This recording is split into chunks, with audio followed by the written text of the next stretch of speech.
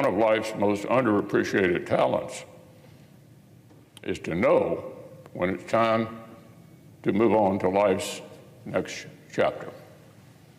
So I stand before you today, Mr. President, and my colleagues, to say this will be my last term as Republican leader of the Senate.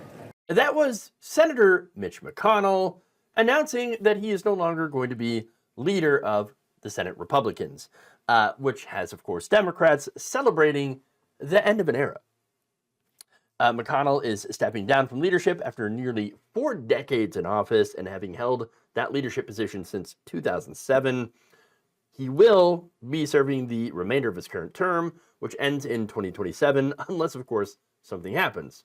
What do I mean by that? Well, he began his announcement by reflecting on the fact that he is 82 years old, not exactly a spring chicken, okay? That said, why do I say if something happens? Well, he's had some health scares, okay? He's froze up while talking to reporters. Okay, so that's a reason you would think enough.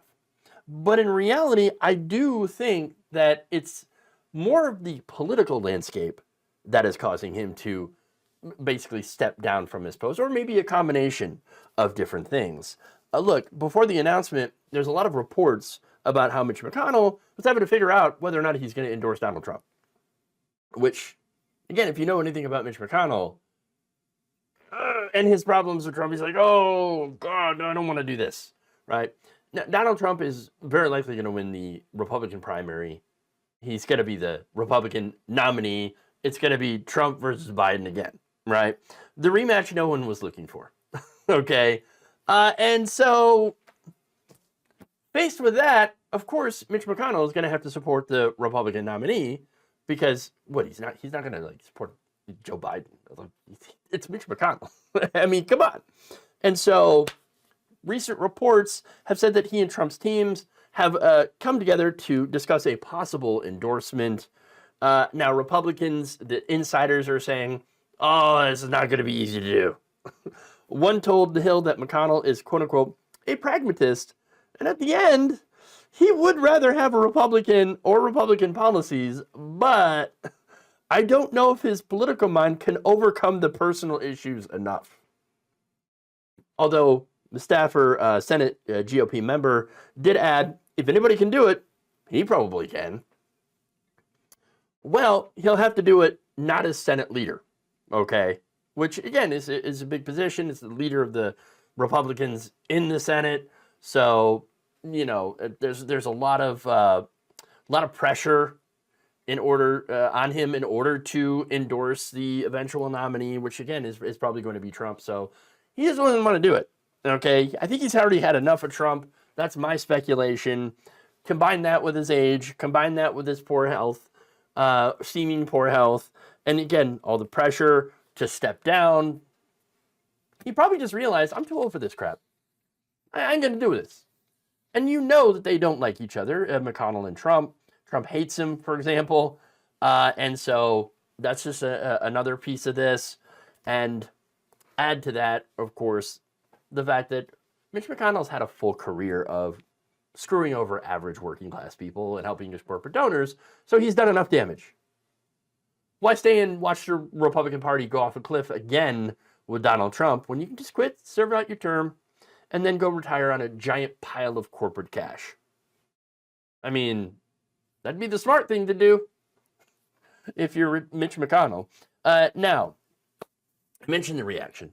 Democrats on the internet reacted with absolute glee, and not just Democrats, but people in general. I think there's even a lot of right-wingers who are not happy with McConnell that are thrilled with this news. But let's go with Peter Dow, who said Mitch McConnell stepping down from leadership position, the harm he's done to this country is incalculable. He's absolutely correct about that. Representative Adam Schiff said Mitch McConnell stacked the court, undermined our democracy, and enabled Donald Trump, and yet, in his absence, the Senate GOP will invariably select someone more extreme. With our democracy more fragile than ever, we must select and elect leaders committed to protecting it. So the question, of course, of what happens next is a good question. The thing, though, about McConnell is that the reason McConnell has always been so dangerous is because he's good at what he does. He has a record of getting a lot of victories for Republicans. So he's been effective. You could be more extreme, and that's never a good thing.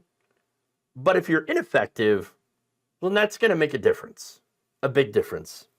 Now, Anthony Scaramucci said Trump has almost completely destroyed the Republican Party. Mitch McConnell is letting you know that it will be an unmitigated bloodbath in November for the GOP.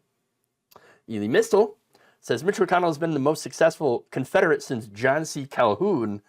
Congratulations to him and his people in their service of evil. Matthew Gertz writes, whoever replaces Mitch McConnell will have less of a power base independent from Donald Trump. Whether it's officially Barrasso or Corbyn or Thune, the John actually running the Senate will be John Barron. So Gertz, look, that's an excellent comment and probably true. John Barron, of course, is one of the names that Donald Trump had called himself when he would, call reporters and to then go and talk about himself. So that's the level of narcissism that we deal with.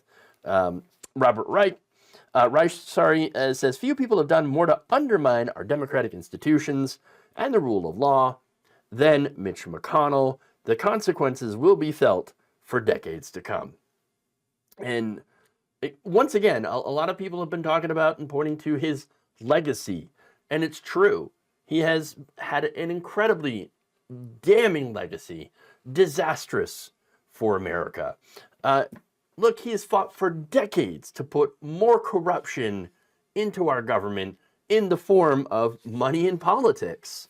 That's been his major issue, and he's gotten a ton of wins on that.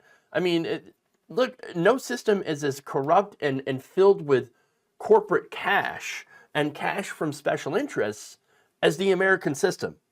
He even sued the FEC, saying that money is free speech. And he didn't win that. That was to try to get rid of McCain-Feingold.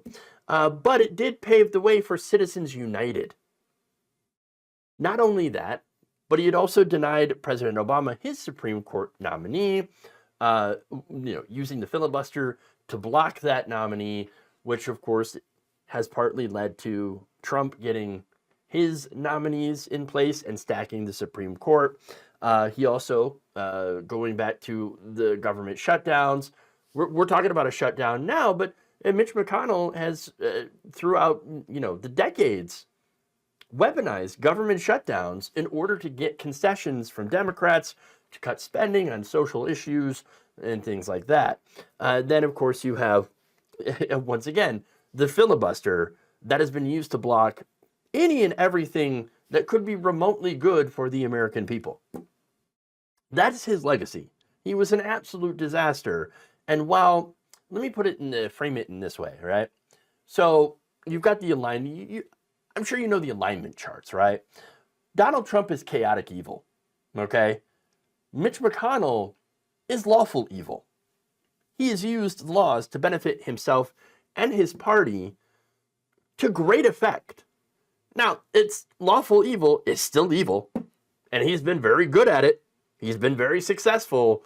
And so with him stepping down from that leadership position, let's just say that the American people will not miss him